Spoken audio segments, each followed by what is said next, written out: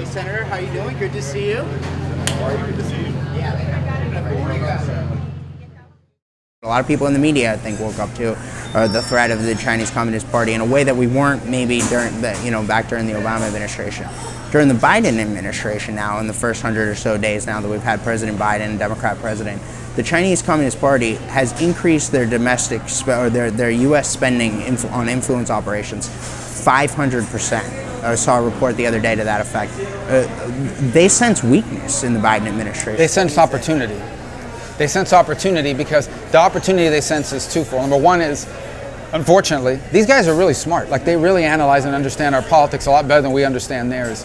And they realize we have a new administration, and this new administration is going to try to do everything opposite of what Donald Trump did. If Trump was for it, they want to be against it automatically. So that's what they sense. And so they're trying to take advantage of that.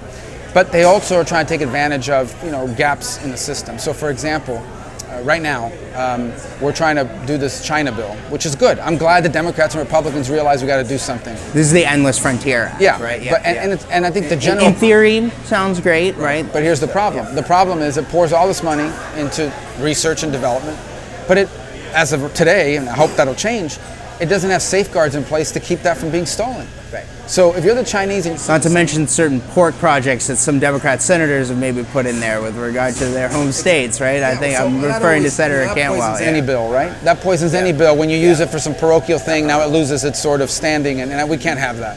But imagine if you're China, you're saying, okay, so America's now going to spend $150 billion on research through universities that we already have our claws in. That's great. We'll just steal your go ahead and spend your money and we'll steal your research. We get it for free.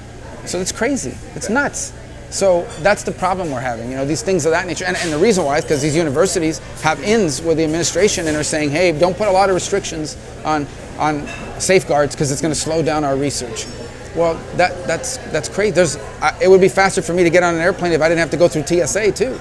But we have to do it. So we have to have safeguards. So that's what they sense. And look, just a couple days ago, we had a ban in place. The Trump administration had implemented a ban on investments in companies that had links to the Chinese military. In essence, companies that are building weapons to kill Americans one day in a future conflict, God forbid. They just suspended that. The Biden administration. So you've just suspended a ban on American investment flowing into companies who are designing weapons to blow up our aircraft carriers. That's nuts.